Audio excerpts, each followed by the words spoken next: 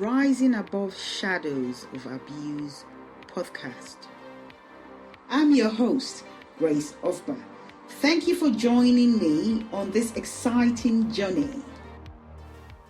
Even though women account for the vast majority of victims of domestic abuse, men are often victims too. Figures suggest that in about 30% of all cases, it is men who are the victims, either from women or other men. Unlike women, men are often reluctant to discuss or even admit to abuse. Denial, shame, and embarrassment are just some of the reasons why men have great difficulty talking to their friends and work colleagues. Therefore, their afflictions are often exacerbated by a hesitance to open up to others about their situation. In the year ending March 2020, an estimated 2 to 3 million adults aged 16 to 74 experienced domestic violence in the last year, with 757,000 men experiencing domestic violence. The social and economic cost of domestic violence is estimated to be approximately £66 billion for victims of domestic violence in England and Wales for the year ending 2016 to 2017. The vast majority of this cost was as a result of physical and emotional harm caused to the victim.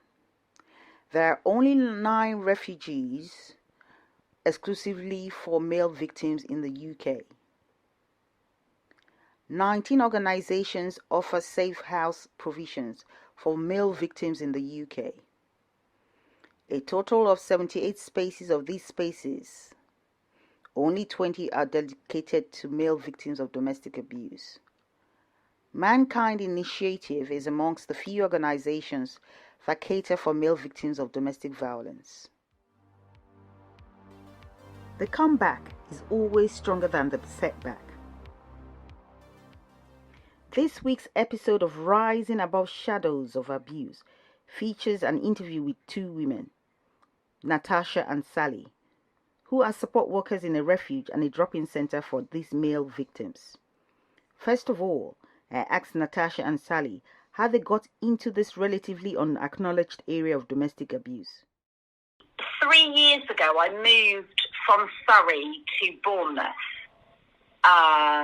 due to a marriage breakup that had happened years ago, but the family home had to be sold. I worked in education for 13 years doing learning support in a secondary school. And I gave all of that up, sold my house and moved to Bournemouth. I've got 3 daughters, 2 of them, one went abroad, one went to uni up north, and my youngest daughter came with me. And I downsized, bought a little flat and kind of settled into Bournemouth for a few months before I decided to start looking for a new job. Then I started job hunting, decided I didn't think I wanted to go back into education. And along the way, I kind of fell into a role of volunteering for a charity down here. And I became a mentor for ex-offenders on a voluntary basis. Because I needed to get back into doing some kind of work. I didn't want to be out of work. And there happened to be so the road that I live on is the head office to the company that I work for, and they just happened to have an open day one day for jobs. So I just decided to go along. Got chatting to a manager, started speaking about my background. My background was mainly in children. I trained as a nursery nurse many years ago, and for years I've worked with children. And she suggested to me that she thought I'd be really good working in a refuge. So there was a vacancy going and to apply that afternoon. So I applied for the job, didn't hear anything for a few months, had a little bit of other work here and there. And then out of the blue, the interview came up months later, and I went for the interview. And of course, I had the experience by then of mentoring male ex-offenders, and I got offered the job then, and maybe from the job role that I had done, that's why they asked me to be the support worker for the male in refuge. And really enjoy my job, really like it. But once I started to expand or move onto the male side of it, for me, this is where my passion lies. Sally, my colleague, came on board with me, and we're very passionate about it. And so the two of us want to develop it. And we're really keen, but it's frustrating because we're just hitting brick wall after brick wall after brick wall. So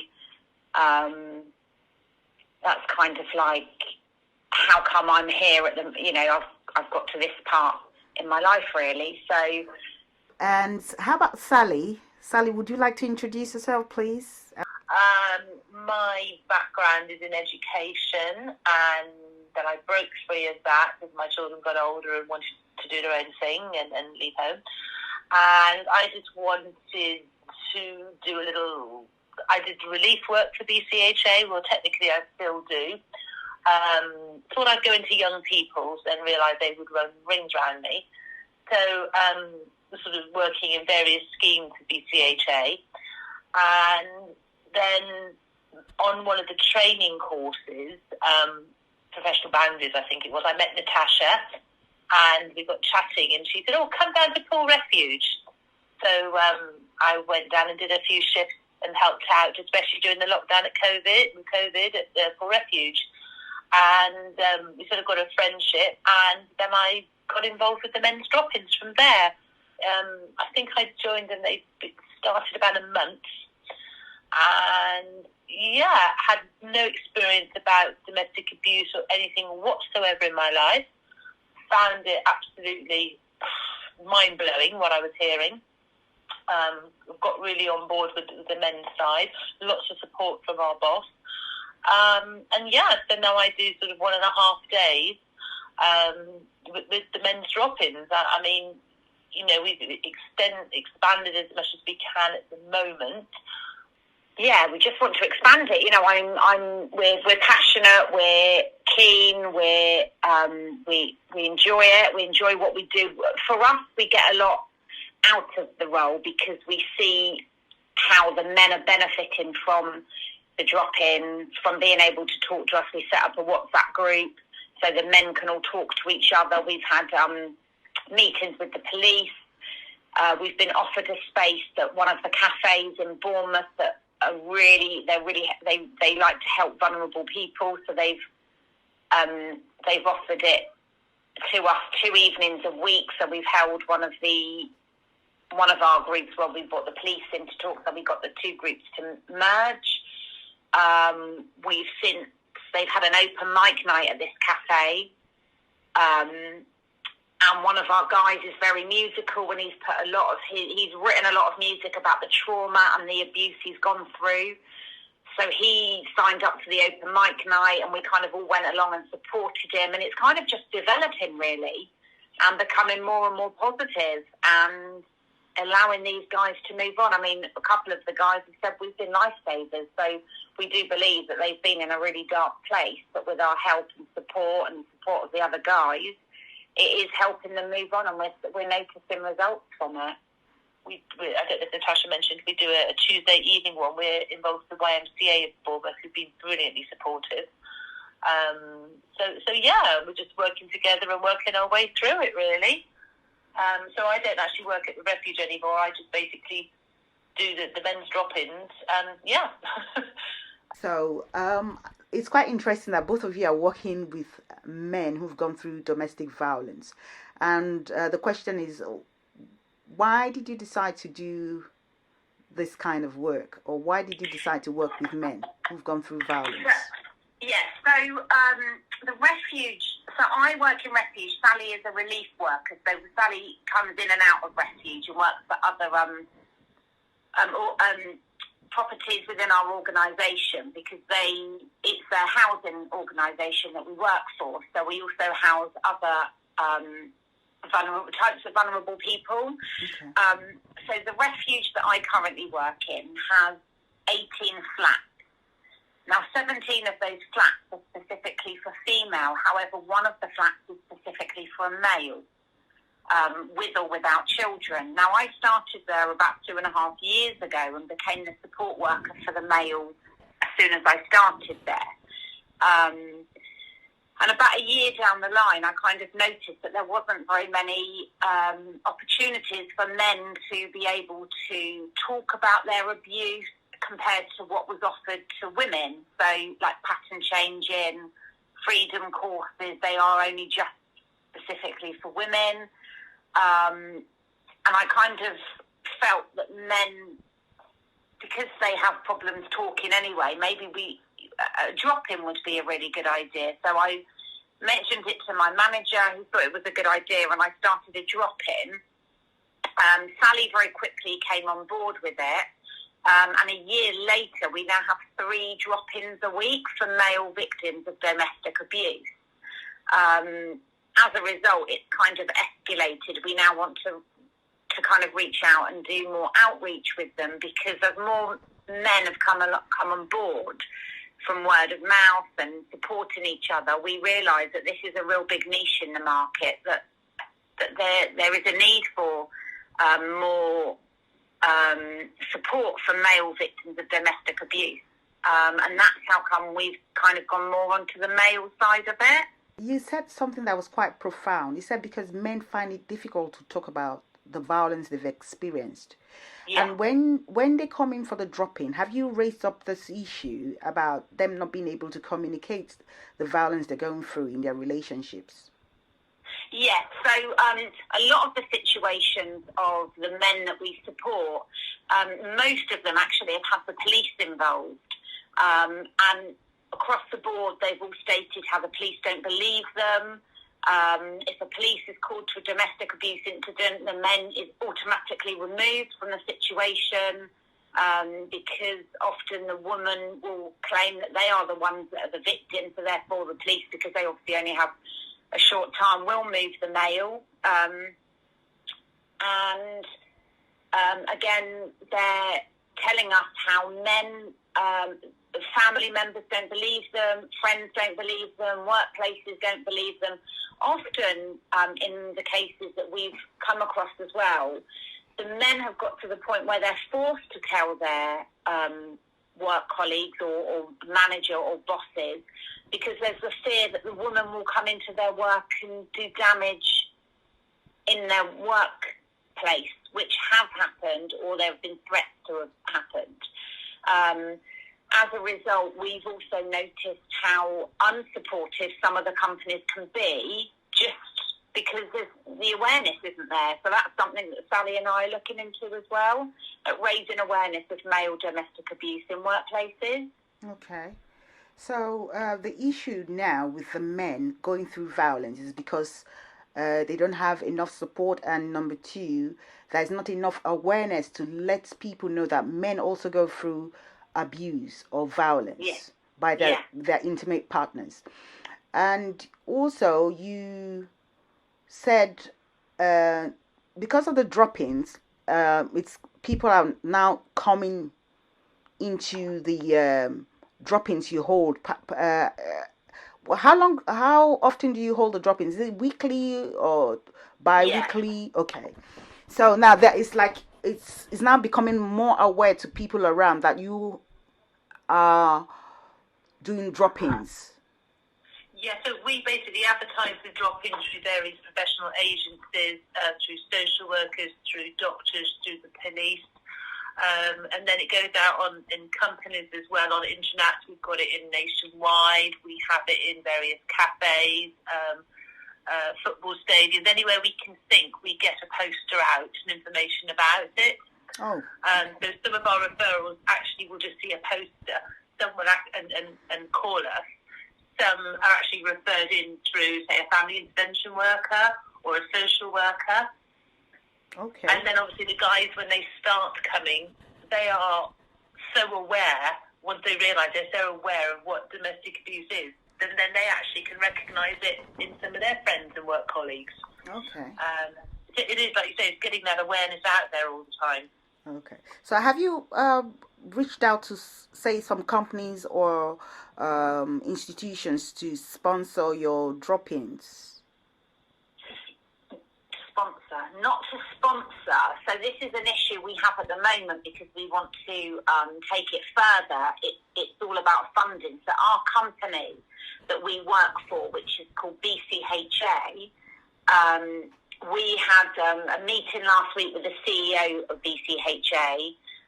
He's kind of put us in the right direction to be able to try and take this forward, but it does come down to funding. So we were actually discussing this morning about would it be worth going to a company to try and get a sponsor. So that's something we're kind of thinking about at the moment, but it's only kind of come to our attention because obviously we need the money to be able to move forward with it. I believe there are possibilities in you getting funding because it's a niche that is not tapped into yet at the moment. Yeah. And when we were talking earlier on, you said people don't believe the men because it's quite prevalent that women are the ones who go through the domestic violence or abuse. So why they don't believe them? Is it because they don't have enough evidence? They don't have maybe scratches, they don't have footage or maybe video footage to show that they're being abused by their partners? Yeah, I think because they don't have enough knowledge, and also with male, if the abuse isn't physical, so there are no visible marks, that's really hard to believe somebody. And again, do the men talk? Have they spoken about it? I think if a man was to go into, I know of a man, I went on a conference where he went to work literally every week with marks on his face. So they were kind of, and he'd cover up all the time, so they were kind of aware of it going on. But if it's not visible, is it believed? So one of our situations, we have a guy who works for a company who actually asked for proof for him to be able to come to the therapy group, the drop-in group, because he works shifts, so he needed the evening shift off to come to our group.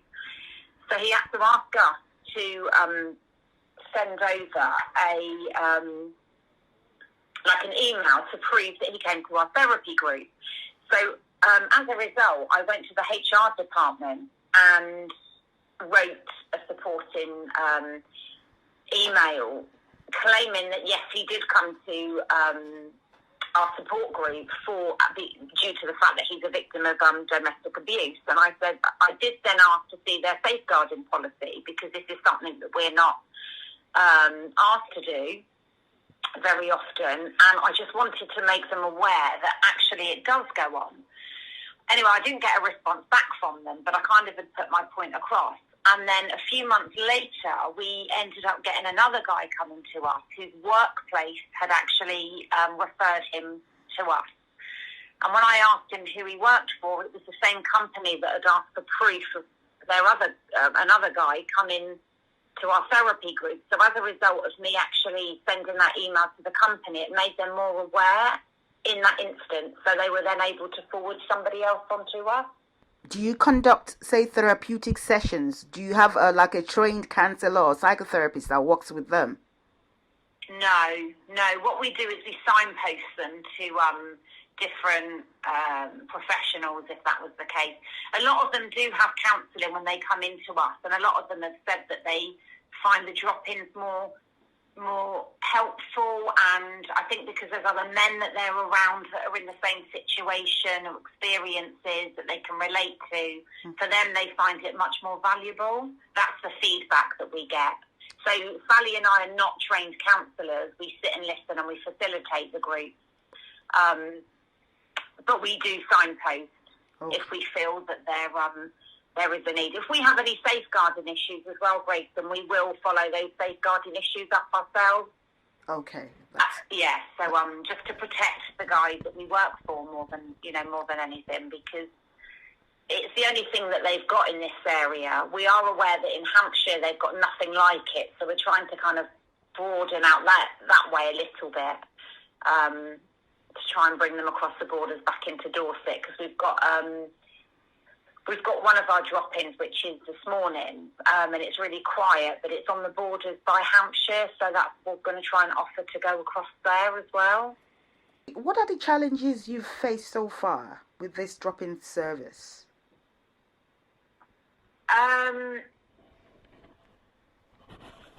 Money more than anything, because we want to expand it. Time, we're not given enough time to do it, because, like I say, I work in refuge.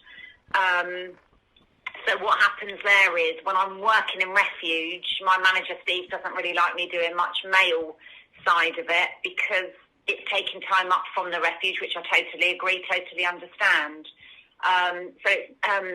Finding the time to actually, so we're given Tuesdays all day. So Sally and I work a 10-hour day on a Tuesday, because we do a group in the morning, a group in the evening, which is our most popular group.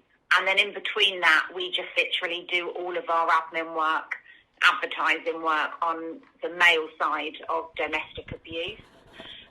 Training is another massive issue. I've been on the Freedom training course to be able to facilitate the course, but it was for females, and I cannot use that material to facilitate the Freedom course to males. So we've been trying frantically to find some kind of training. We have found some based in Wales, but it came down to funding, and our company at the moment are unable to fund us to do it. So we've missed out on that, which is a real shame, because that's for something called the Compass Project, and that's similar to pattern changing, and that's a really good course that we could facilitate to the men that we work with. But until we do that training, we can't do it. Okay, so what is the training exactly about? So have you heard of pattern changing? Yes, but I'm not very conversant with it. So pattern changing is a course that's offered to female victims of domestic abuse, and it's making females who have been abused more aware of the patterns that they follow when they get new partners. So because of the abuse that they've been in, they often sometimes can go to another partner kind of similar to the last partner, and then the abuse could carry on happening. So it's all about understanding and identifying red flags. That's what I was going to say. Okay, so this training makes women aware of red flags when they go into another relationship. So that's the kind of training that we want to offer. Now, one of our guys in our group, who's been out of his abusive relationship for a couple of years, however, he's still struggling with it, but he wants to go back into dating. So he is dating, but he will come to us each week with stories of the women that he's dated, and he'll talk about it, and we'll kind of try and help him. So he might say something that we feel could be a red flag, so we talk him through it, so he's more aware of it. So that's the kind of training that we want to be able to offer to the guys. So the training, it's just about noting the patterns of behavior of each. Absolutely, yeah. Yeah, and making sure that they don't go into a repeated cycle of the abuse they've just left. Oh, thank you so much, Sally. So, I think, Grace, the fact that we're both singing from the same hymn sheet helps as well, because they're both very passionate, and with our outlooks are very similar with regards to the male drop-in, and that's why it works. Okay. Once we were asked how do the guys feel about two women doing a drop-in, and we thought, well, okay, so we asked them, and really pleased with their feedback, actually. The guys seem to like the fact we are two women, so we're not becoming a women-hating group or an anti-women group, and they feel they can open up to us more as well. So we feel quite honoured that, the guys want to keep coming back and happy to share and get support. It's brilliant. So. Okay, that's fantastic. So in essence, they enjoy the fact that you're managing this, both of you are managing this drop-ins, and they getting value for, I wouldn't say value for money, but they're getting a lot of value. Yeah. I don't think we mentioned one of the things that Natasha and I, we were both parents, that we've been able to help a lot with some of the guys that are not with their children, not able to be with their children or have them part-time. And we've been able to help a lot of support around schools and about access to children and just general sort of looking after children a little bit. So I think that's been quite rewarding to actually say to somebody, actually, you have parental responsibility, you can contact the school, you can be involved in your child's life. And that's been quite liberating, I think, for the guys. So in a way, you actually signpost them also to professionals that can look into their own affairs as well. You just narrated how you you and talk to them that they can have access to their children, be involved in their children's lives because they are dads anyway, they're fathers. So in any way, you kind of let them know they have a right to take care of their children. They have a right to be a part of their children's lives. Yes, it's quite often, you were talking earlier about why men don't speak. Women will often say, if you leave me, you'll never see your children. It's one of the main things. I'll make sure you never see your children again. And that threat is happening all the time, and it's not true. So do you get, do they get legal, do you post them to legal representation? Not any particular ones, but we can sort of, prompt them to get legal representation, definitely, or legal aid. We're sort of signposting rather than actually advertising anything. Okay. And also some things we don't have a lot of knowledge, like the legal side of things, we don't have a lot of knowledge on, so we have to signpost them because, we can only tell them as much as we know, kind of thing. And with the WhatsApp group, they can ask for help and advice, and one of the other guys might happen to know the answer to that as well. Okay. Yeah, I understand where you're coming from because you just told me you came from an educational background and you're also a mother, but what you're doing is fantastic. It's great. It's not something you see every day. And no. I'm happy that you started this, and we're going to be creating more awareness about this. Can you please tell me the name of the refuge you are in charge so that, I can give a shout out to them on my podcast? Yeah, it's Paul Refuge. Okay. And if you put Dorset, because obviously it's a safe house, obviously. Okay. Something else that's come into my head as well. Sally and I, we also attend a conference every month with the charity Mankind Initiative. And so we're trying to gain knowledge all the time. We do have a lot of knowledge and experience of domestic abuse, of working in the refuge. And so when we have our group speech week, this is something that's really important to the men, is the fact that sometimes this is the first time they've ever been believed. We can talk them through what they've been through. Sally and I were invited to a mental health group to discuss domestic abuse, and as a result, 2 of the guys on there came forward. One of them had been abused and was aware of it, but one guy wasn't aware of the abuse he'd gone through, and this happened 8 years ago. And as a result, he's now an alcoholic, and he claims that his issues surrounding alcohol have stemmed from that relationship 8 years ago that he was completely unaware of, because he himself didn't know the signs of domestic abuse. So that's something else, is the fact that these guys that have been in these relationships are completely unaware that they are in a domestic abuse relationship, because again, there's no publicity for male victims of domestic abuse. But with your initiative now, the drop-ins you're having now in Dorset, and with your connection with Mankind Charity, and I know Mankind is a charity for men who've gone through any form of abuse, I think with this, it's going to be, people become more aware of this initiative you started in Dorset. So with this, I believe more people become aware that men also go through domestic violence, or men also go through abuse, but it might not be as prevalent as women do, but it's still there. Yeah. So what are your last words? What would you like to say as a word of encouragement? What Sally and I are kind of promoting in our groups is we want men to talk. We want them to be a voice. It's really important. Through them being a voice, they're helping other people. So if I get any phone calls from any guys, I will always say, you must speak out. You must tell your work colleagues, your work boss, that you are a victim of domestic abuse. This is something that they're shying away from, but something that we're trying to push.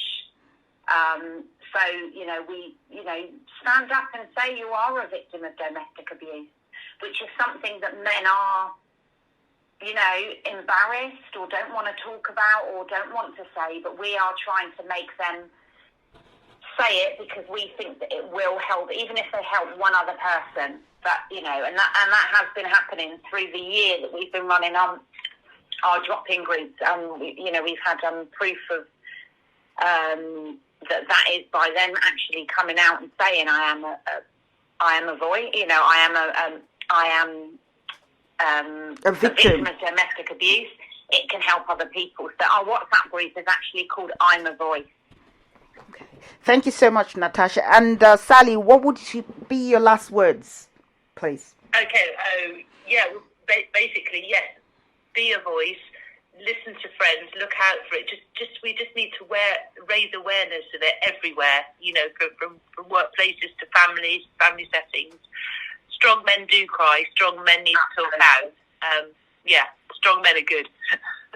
Thank you so much, Natasha and Sally, for coming on Rising Above Shadows of Abuse show. Lovely, and well done you for raising awareness as well, Grace. It's it's very important. Thank you so much. And my last quote would be, "The comeback is always stronger than the setback."